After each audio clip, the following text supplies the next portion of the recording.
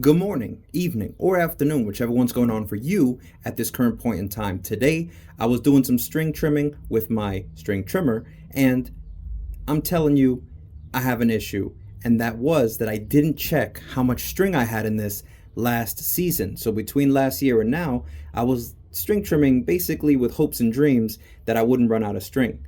Now, people who know RYOBI understand that first and foremost, I love my Whisper Series 18 brushless RYOBI. There's nothing wrong with the trimmer. However, the bump head, the new design, you cannot twist this open. You could put your gloves on, you could be as strong as I am. You are not getting this off no matter how hard you twist and pull. So I was thinking, damn, what do? I don't want to break it. Some people are going to get mad, grab a hammer. Other people, they might grab an oil filter canister and just kind of grab on it and try to get it off. Eventually, they're just going to end up breaking this and needing a new bump head. Don't do that. Put your pliers away. Put your hammers away.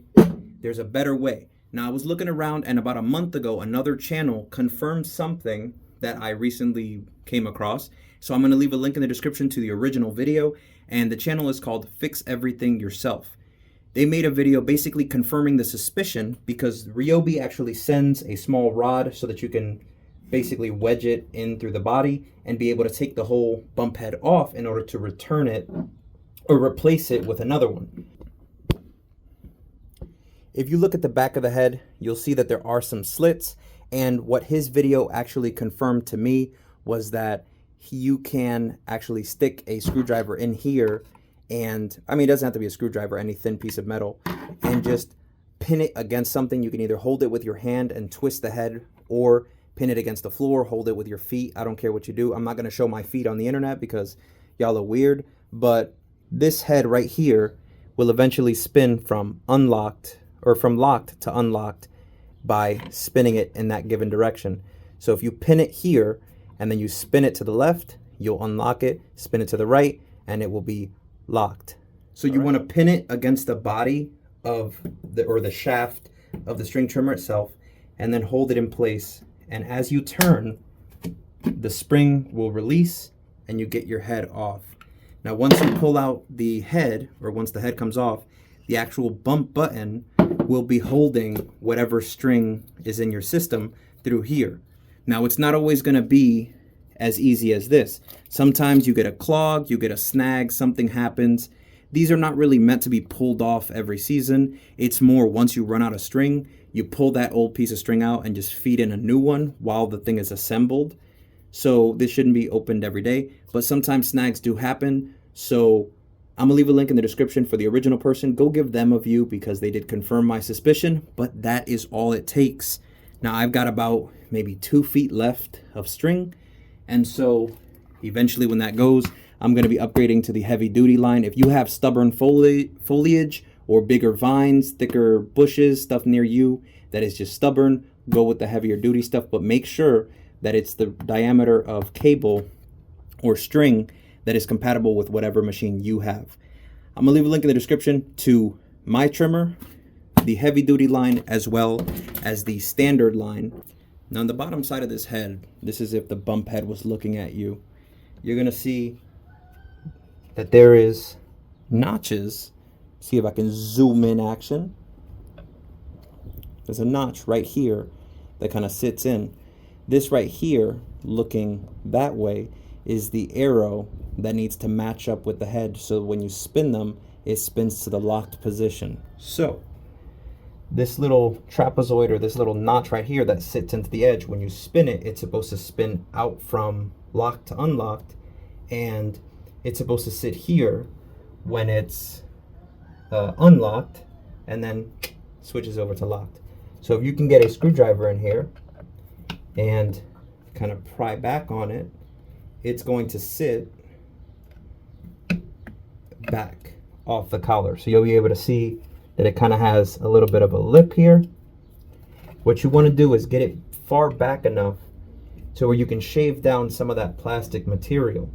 Now in Fix Everything Yourself's video, he actually does it manually. I'm going to use a rotary tool just because I'm feeling quite brave. But please be careful. Do this and modify any of your tools at your own risk. That voids your warranty or your return policy, so keep that in mind. So once you move it back, and if there's more than one, which there will be one notch here, one area here, so there's one notch on each side and 2 holes. You're going to want to shave material away from each side where the holes are, where the notches are, so that it spins from here to here, which would be unlocked and locked. Right now it's in the unlocked position where it is here. It will then move over to the locked position here, and it'll slip over. So let's get this back and we can do some filing.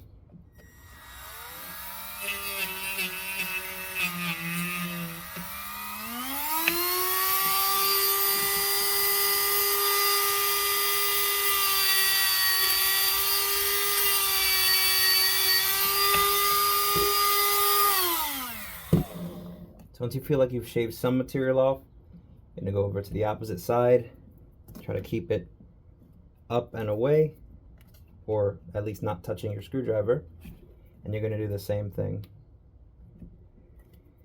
Keep in mind, worst case scenario, all you'd have to do is just buy another bump head if you mess this up.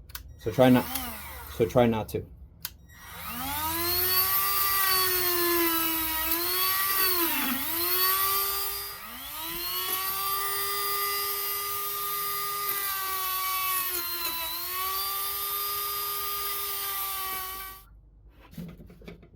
And if you did take out your spring, make sure that you put it back. Okay. So now you can see that, let me just set this back. Now you can see that you can actually kind of move it with your fingers, whereas before you really need a gorilla strength. So if for whatever reason you wanted to remove more material, you could. I rather have it on the tighter side. In his side, you could basically, so everybody is up to the feel. That's why gloves are good for safety, but for the sake of being more tactile, you want to feel this with your hands. If you feel like you can take, it's too hard, you can take a little more material off, but essentially you want to make sure that, let me just get in here, zoom in action. You want to make sure that just got to scrape that away. Hold up. Where is the... Okay. Just got to scrape away this little piece of plastic so I can show you. Anyway. Okay. Now, right here you see that little trapezoid, little triangle. You can scrape out the notches. If you feel like it's too hard, you can scrape away more material. I'd rather have it on the harder side, so right there you can see the notch starts right where my nail is and ends right there. So you take away some of the material and it should make it easier to slide over back and forth. Obviously on your own time, make sure that you get all those shavings and everything away, make it nice and clean looking. But before you put everything back together, if you need to lubricate it, take out the screws, spray them with anti-corrosion. Remember, you're going to be cutting wet grass and all that stuff. All that leads to rust and corrosion and such.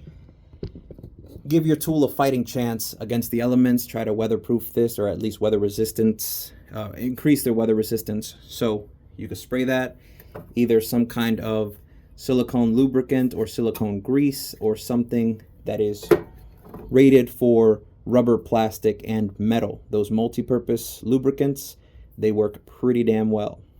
So once you are comfortable with your result, you can make sure that you line up the arrows, get that spring right in the center, and get your housing together. So I'm going to take off just a little bit more material, and it's going to be between the 2 notches. This is going to be the open position, this is going to be the closed position. The plastic between here is too hard, and so that's what causes these to be so hard to open and close. Super gentle. All right, let's see how we did.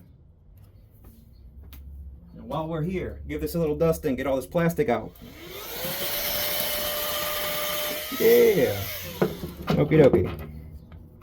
Let's see how we did. It's all a learning experience. There you go. So now, without gloves or without prying or anything like that, I'm able to make sure everything is locked in place. You don't have to bash it with a hammer. And in the future, there's no need to really pry. Good hard twist for sure, but I don't want this thing falling apart while I'm, doing my thing outside. That's a hard click, and especially more tension with the spring. So I'm happy with that result. If it's still too hard for you, you can take off more material. But remember, you can't put the material back, so go gentle. Take your time. If you want to use a manual file, go for that very, very slowly. Otherwise, you're going to have to buy another one of these heads. So this is at your own risk.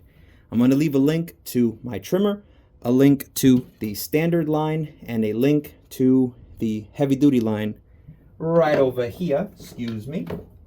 So none of that sponsor bullshit, none of that Amazon affiliate link, none of that. This is all my money. So line up your arrows with your arrows, push it through, and once you have it on the other side, make sure the two tips touch. Giggity.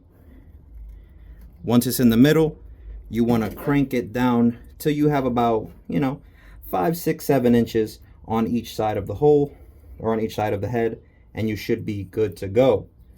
Now with this even, you got that easy reel little gadget. You can either keep it like this or use the handle. I feel like too much leverage, it'll just slip off anyways. So that's all there is to it. Remember, if you start your tool, it's going to end up hitting this blade and cutting it. So give it one more turn. You want to make sure it's not slapping that blade. And this is the perfect length when it's right before the blade, because once you start it, it's going to cut anyway. So this blade lets you know you have the perfect length. If you don't want that and you'd rather have your blades go as long as your wire goes, you're going to have to take off the cover or at least take off the blade. That's up to you. So this is all I have to offer you. Thank you for hanging in there. And please go over to the channel that is Fix Your Everything Yourself and give them a view. Let them know thank you, because your brushless or brushed string trimmer is going to be collecting dust. If it's too frustrating to use, you'll just end up grabbing your gas one or buying something else. So before you go blaming the tool, let's use a little bit of brain power, shall we? With that being said, my medical assisting training is kicking in to let you know 2 things before I go. One is, if you're doing labor outside, please stay hydrated. And the second thing is, if you have breathing issues like asthma, please have your inhaler next to you. And also, make sure you're not out in the middle of nowhere by yourself in case somebody needs to call an ambulance for you. With that being said, work smart.